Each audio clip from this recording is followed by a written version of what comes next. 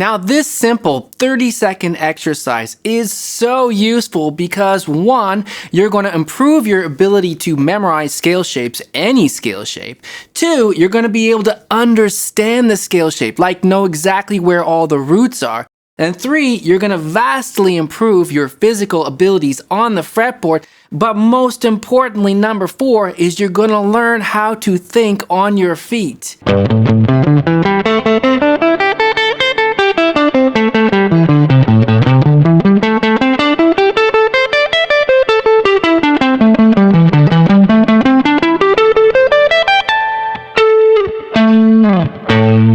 And it's interesting because I never created this exercise. One of my students did. So whatever level you're at, you can apply this to whatever you're currently working on. And it works like this. Basically, let's just use A minor pentatonic to keep it simple for now. And we could even just start an easy shape. All you do is you practice the scale with strict alternate picking, but every time you get to a root, you double that root, you play it twice. Now, this does some interesting things because you want to make sure that this pick continues to go down, up, down, up, down, up consistently. Because when you double a note, a lot of times it happens for students is they will then readjust their picking direction when they cross a string. So for example, if I'm starting here, that's an A, right? So I got to hit that twice. All the other notes are going to be single hits until I get to the root again. There's the root again. So I have to identify. I got to know where that root is. There's 3 in easy shape, right? Now you can do it at whatever speed you want. And you got to make sure that your pick is only going strict alternate picking. That's important. We don't want funny habits to start developing. This kind of exercise really helps with all that. But also, what you'll notice is that you have to think on your feet. When you're playing, a lot of the times what happens is we get so hyper-focused on certain things, or we even get distracted.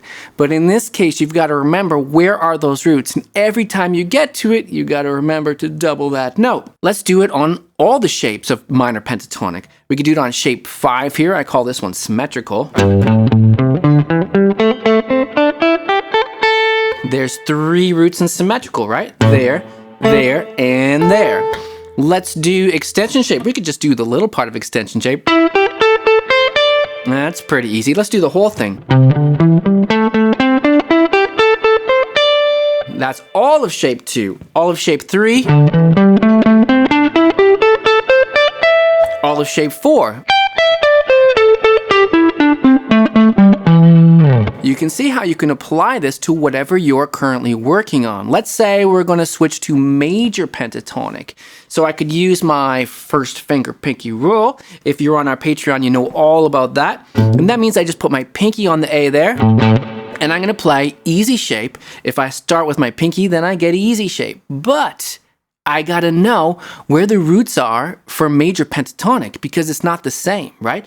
When I'm in minor pentatonic easy shape, my roots are like that. But here, my root's on the G string, right? It's a different place. So a major pentatonic, I'm gonna start from the lowest pitch of that shape here, is like that. Again, you got to think on your feet. You can prepare in advance if finding these roots is new to you, but you got to think on your feet. As soon as you start playing, it's so easy to forget, oh, whoops, where was that root again? Let's do another one. Let's do A major pentatonic shape 4. That's what I call funny B string. And that's pinky here, right? But I'm going to do the whole shape. So I'm going to start further this way. Again, I had to know that's where the roots are in major pentatonic shape 4. So not only am I practicing the scale shape, I'm using my brain. And that is so important because in order to create really cool improvised lines is too often guitar players are just thinking, well, I'm on this shape, whatever it is. And you sort of noodle around it. But what we want to solo with some mindfulness, right? We want to be aware of the notes that we're playing, most especially the roots, though we could do all kinds of things. We could look at major thirds and fifths and target those as well. And in fact, We could do that exactly with this exercise. Let's say I take A major pentatonic, shape 2, and I target the 5th. This is going to be hard maybe. So A is here, major pentatonic shape 2. Let me get the shape first. Is this shape. Some of you call it extension shape. I call it shape 2. No, wait. I call it extension shape. You call it shape 2. But it's major pentatonic. Whatever. You know which one it is. Where are the 5ths? There. So I got to really think. I got to be going.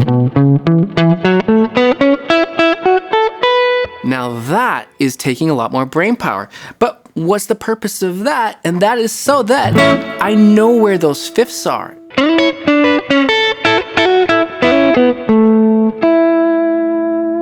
And so when I'm soloing, I can use a 5th as a target rather than always landing on the roots. The 5ths have a little more color.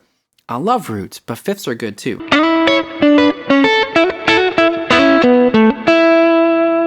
That's landing on the 5th because I did my exercise so many times. There's one there as well. So I can find them when I'm soloing, when I'm thinking on my feet. I can play the notes, I can imagine the scale shape, I can play licks, but also I can think ahead. And I think, there's a 5th there. Right? The 5th is a little less resolved than the root. That's very resolved, right? What about the lower 5th? It sounds like the 5 chord, right? It's really going to send me back to the 1 chord. And like I said, we can make this exercise as challenging as it needs to be depending on whatever level we're on. If you're still just learning your minor pentatonic, this is perfect for you. But if you're a member of our Patreon group, you'll know we've been working on Dorian mode shapes right now. So let's try the same exercise, but on Dorian. This is getting a lot more advanced. First, you got to know the Dorian scale shape here.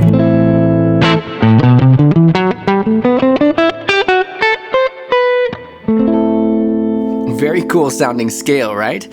And then you got to know, let's say we do the roots. Well, actually it turned out to be not that hard because the roots of Dorian mode in this shape are the same as A minor pentatonic easy shape.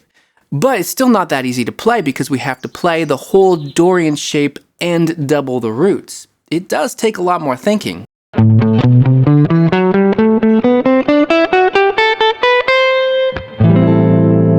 We could do the same thing, Dorian, but highlight the 5ths. So I got to play all the notes, but double the 5ths only.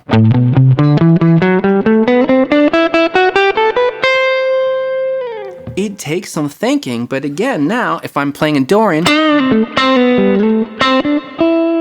I know exactly where those 5ths are, or whatever it is I need. Maybe I want to target, the major third of the D major chord, because that would be a common chord in Dorian. There it is, right?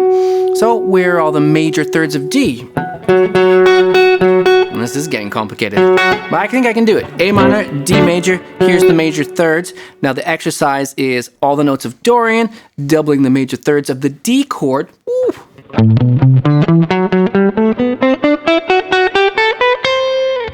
Did I even get that right? I think I did. I really did have to think about that one.